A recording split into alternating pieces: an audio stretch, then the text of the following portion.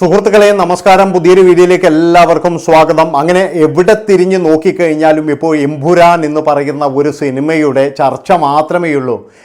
T വിയിലാണെങ്കിലും ശരി, ഓൺലൈനിലാണെങ്കിലും ശരി, അങ്ങനെ എവിടെ നോക്കിക്കഴിഞ്ഞാലും എമ്പുരാൻ എന്ന് പറയുന്ന ഒരു സിനിമയും അതിൻ്റെ ചർച്ചകളും വാദപ്രതിവാദങ്ങളും അതിൻ്റെ ചെലവുകളും, അത് ഓടുമോ, ചില ആൾക്കാർ പറയുന്നത് തള്ളി മരക്കാരുടെ ഗതിയാക്കുമോ അല്ലെങ്കിൽ മറ്റു പലരുടേതും ഗതിയാക്കുമോ എന്നുള്ള തരത്തിൽ ഒരുപാട് ആൾക്കാർ പറയുന്നുണ്ട്. പക്ഷേ ഒരു കാര്യം ഞാൻ പറയാം, ഇതൊരു തള്ളു മാത്രമായിരിക്കില്ല. കാരണം ഈ പൃഥ്വിരാജ് എന്ന് പറയുന്ന നടനും സംവിധായകനും ഉള്ളിടത്തോളം കാലം അദ്ദേഹം സിനിമയെ ഒരിക്കലും ഒരു തമാശയായിട്ട് കണക്ക് കൂട്ടുന്നില്ല. അദ്ദേഹം സിനിമയെന്ന് പറഞ്ഞു കഴിഞ്ഞാൽ നല്ല രീതിയിൽ സ്നേഹിക്കുന്ന ഒരു വ്യക്തിയാണ്. അതുകൊണ്ട് തന്നെ എന്ന് പറഞ്ഞാൽ എമ്പുരാൻ എന്ന് പറയുന്ന ഒരു സിനിമ ഈ ലൂസിഫർ എന്ന് പറയുന്ന സിനിമയെക്കാട്ടി മുകളിൽ പോകണം എന്ന് നിർബന്ധമുള്ള ഒരു വ്യക്തി തന്നെയാണ്. ഇങ്ങനെ പ്രേക്ഷകരുടെ പൾസ് മനസ്സിലാക്കുന്ന ഒരു വ്യക്തി തന്നെയാണ് ഈ പൃഥ്വിരാജ് എന്ന് പറയുന്ന നടനും സംവിധായകനും. അതുകൊണ്ട് തന്നെ നമുക്ക് പൂർണ്ണമായിട്ട് വിശ്വാസത്തിലെടുക്കാം, ഈ സിനിമ നമുക്ക് നഷ്ടം വരില്ല, നമുക്ക് മോശം വരില്ല എന്ന് നമുക്ക് പൂർണ്ണമായിട്ടും എടുക്കാമെന്നാണ് എനിക്ക് പറയാനുള്ളത്. പിന്നെ മറ്റൊരു വിഭാഗം എന്ന് പറഞ്ഞാൽ സിനിമയ്ക്കുള്ളിലെ പുഴുക്കുത്തുകളെ, അതായത് പഴയ താപ്പാനകളുണ്ട്, പഴയകാല സിനിമകളൊക്കെ നിർമ്മിച്ച് നടിമാർക്കും നടന്മാർക്കൊന്നും മര്യാദയ്ക്കുള്ള ശമ്പളം പോലും കൊടുക്കത്തില്ല. അങ്ങനെയുള്ള കുറേ ടീമുകളുണ്ട് ഇവിടെ. ഇപ്പോഴവരൊക്കെ എന്ന് പറഞ്ഞു കഴിഞ്ഞാൽ സംഘടനയുടെ തലപ്പത്താണ്, വേറെ സിനിമയൊന്നുമില്ല. സിനിമ ഈ നിർമ്മാണവും ഇതൊക്കെ നിർത്തിയിട്ട് കുത്തുപാളെടുത്ത ടീമുകൾ തന്നെയാണ്.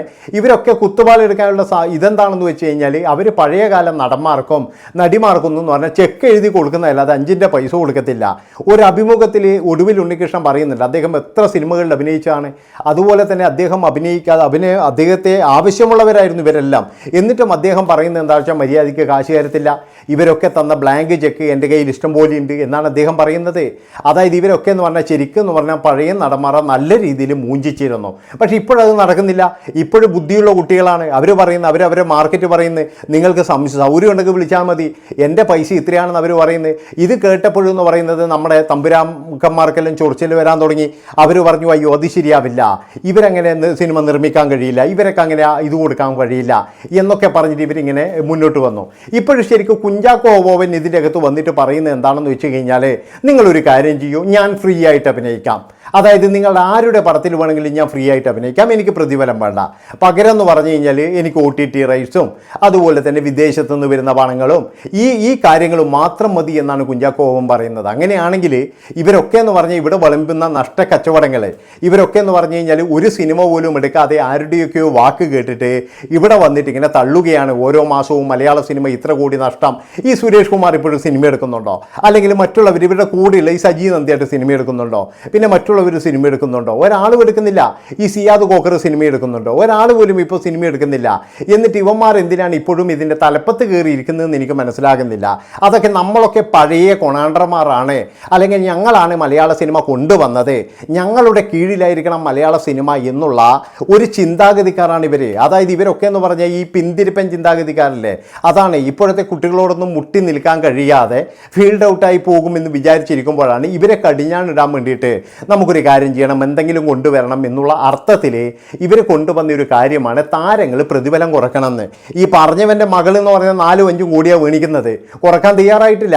എന്നിട്ടും പറയുകയാണ് താരങ്ങൾ കുറക്കണം എന്ന് പറഞ്ഞിട്ട് ഇവരൊക്കെ കിടന്നിട്ട് എങ്ങനെ മെഴുകുകയായിരുന്നു. ഇപ്പോഴും കുഞ്ചാക്കോവൻ കൃത്യമായിട്ട് പറഞ്ഞു, ഒരിതും വേണ്ട, പ്രതിഫലം ഇല്ലാതെ അഭിനയിക്കാം, ഫ്രീ ആയിട്ട് അഭിനയിക്കാം, എനിക്കിത് മാത്രം മതി എന്ന് പറഞ്ഞപ്പോൾ ഇവരുടെ വായ അടഞ്ഞു പോയിട്ടുണ്ട്. അപ്പോൾ കൃത്യമായിട്ടെന്ന് പറഞ്ഞാൽ ഇവർക്കറിയാം ഈ സിനിമയിലൊക്കെ എന്ന് പറഞ്ഞാൽ ലാഭവും കാര്യങ്ങളൊക്കെ ഇവർക്ക് കൃത്യമായിട്ട് അറിയാം.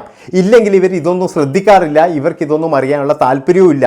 ഇവർക്ക് എന്താണെന്ന് വെച്ച് കഴിഞ്ഞാൽ ഈ പഴയ ജാമ്പുവാൻ്റെ കാലത്തുള്ള ബെൻസും ഇതൊക്കെ ഇതിൻ്റെ അകത്ത് വന്നിട്ടൊന്ന് എവിടെയെങ്കിലും കയറിയിരിക്കാനും 2 എണ്ണത്തിനും വേണ്ടിയിട്ട് ഒരു സ്ഥലം, അത് മാത്രമേ വേണ്ടൂ. അല്ലാതെ എന്ന് പറഞ്ഞു കഴിഞ്ഞാൽ ഇവർക്ക് സിനിമയോടോ അല്ലെങ്കിൽ ഇവിടെ സിനിമാ വ്യവസായത്തോടോ യാതൊരു പ്രതിബദ്ധതയില്ല, യാതൊരു സ്നേഹവുമില്ല.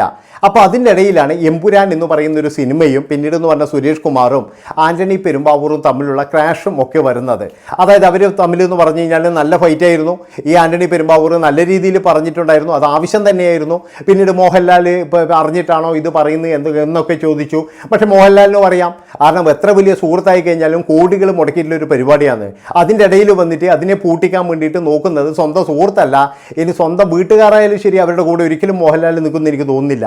അപ്പോൾ അങ്ങനെയുള്ള ആ സന്ദർഭത്തിൽ മോഹൻലാൽ വരെ സുരേഷ് കുമാറിനെ തള്ളിപ്പറയേണ്ടി വന്നു എന്നുള്ളതാണ്. അതെന്തുകൊണ്ടാണെന്ന് വെച്ചാൽ ഇത് തന്നെ എന്താണെന്ന് വെച്ചാൽ ഇവരൊക്കെ എന്ന് പറഞ്ഞു കഴിഞ്ഞാൽ എന്തോ ഒരു വലിയ വലിയ കൊണാണ്ടറാണ് എന്നുള്ള തരത്തിൽ ഊളത്തരം മാത്രമാണ് ഇവരൊക്കെ അടിച്ചിറക്കിക്കൊണ്ടിരിക്കുന്നത്. അപ്പോൾ എമ്പുരാൻ എന്ന് പറയുന്ന ഒരു സിനിമയ്ക്ക് വേണ്ടിയിട്ട് ഇവരെല്ലാം കാത്തിരിക്കുകയാണ്. കാരണം ഇവരുടെയൊക്കെ മനസ്സിൽ എന്താണെന്ന് ചോദിച്ചു കഴിഞ്ഞാൽ ഇത് ഒരു വേറൊരു തലത്തിൽ, അതായത് നമ്മുടെ അതായത് മോഹൻലാലിൻ്റെ മറ്റൊരു സിനിമ ഉണ്ടായിരുന്നു, ആ ഒരു സിനിമയുടെ അവസ്ഥയായിരിക്കണം ഇതുപോലെ തള്ളി തള്ളി തള്ളി എന്ന് പറഞ്ഞു കഴിഞ്ഞാൽ ആ ഒരു സിനിമേൻ്റെ അവസ്ഥ തന്നെയായിരിക്കണം ഈ മോഹൻലാലിൻ്റെ സിനിമയ്ക്കും. ഇതൊരിക്കലും എന്ന് പറഞ്ഞാൽ വിജയിക്കാൻ പാടില്ല എന്ന് തന്നെയാണ് ഇവരുടെയൊക്കെ ആഗ്രഹം എന്ന് പറഞ്ഞു കഴിഞ്ഞാൽ. അതായത് ഈ മോഹൻലാലിൻ്റെ സിനിമകൾ ഇതാകണം, പൊട്ടണം എന്ന് തന്നെയാണ് ഇവരൊക്കെ ആഗ്രഹിക്കുന്നത്. അത് മോഹൻലാലിനുള്ള പ്രശ്നം കൊണ്ടല്ല, ഈ ആൻ്റണി പെരുമ്പാവൂരിനെ ഒരു പാഠം പഠിപ്പിക്കണം. അതുമാത്രവുമല്ല, ഇനിയൊന്നും ഇവന് ഇമാതിരി ബഡ്ജറ്റ് പടം എടുത്തിട്ട് നമ്മളെ മുമ്പിലോട്ട് അങ്ങനെ ഞെളിഞ്ഞ് നടക്കണ്ട, ഞങ്ങളൊക്കെ കുറേ വർഷമായി കയ്യിൽ കോക്കാൻ നിൽക്കുന്നു, എന്നിട്ട് ഞങ്ങൾക്കൊന്നും ഇത് കഴിയുന്നില്ല എന്നുള്ള ഒരു നിരാശയും കുറ്റബോധവും ഒക്കെ കൊണ്ടാണ് ഇങ്ങനെയുള്ള, അതായത് ഒടിയം പോലെയുള്ള ഇല്ലെങ്കിൽ മരക്കാറ് പോലെയുള്ള സിനിമയുടെ ഇല്ലെങ്കിൽ വാലിബൻ്റെ ഗതിയായിരിക്കണം ഈ സിനിമയ്ക്ക് എന്ന് ഇവരൊക്കെ എന്ന് പറഞ്ഞാൽ പ്രാർത്ഥിച്ചു കൊണ്ടിരിക്കുന്നത്. ഇവരൊക്കെ എന്ന് പറഞ്ഞാൽ ശരിക്കും പറഞ്ഞാൽ എമ്പുരാൻ എന്ന് പറയുന്ന സിനിമ പൊട്ടാൻ വേണ്ടിയിട്ട് പ്രാർത്ഥിക്കുന്നവരാണ്. അല്ലാതെ ഇതൊന്നും പറഞ്ഞാൽ വിജയിക്കണമെന്നൊന്നും ഇവർക്കില്ല. ഇവർക്ക് എന്താണെന്ന് വെച്ചാൽ ഇവർക്ക് ഞാൻ പറഞ്ഞല്ലോ ഈ ഇപ്പോഴത്തെ താരങ്ങളുടെ ഒരു തലതൊട്ടാപ്പണാകണം എന്നുള്ള ഒരു കാര്യം മാത്രമേ ഉള്ളൂ. അപ്പോൾ ഞാൻ പറഞ്ഞു വരുന്നത് എന്താണെന്ന് വെച്ചാൽ ഇപ്പോൾ എവിടെ നോക്കിക്കഴിഞ്ഞാലും എമ്പുരാൻ്റെ ഒരു തരംഗമാണ് ഇത്. മലയാളത്തിനെ സംബന്ധിച്ച് ഇല്ലെങ്കിൽ മലയാള സിനിമയെ സ്നേഹിക്കുന്നവർ ദിലീഷ് പോത്തൻ പറഞ്ഞതുപോലെ ഈ സിനിമ വിജയിക്കേണ്ടത് ഓരോ സിനിമാക്കാരൻ്റെയും അതുപോലെ ഓരോ സിനിമ പ്രേക്ഷകൻ്റെയും ആവശ്യമാണ്.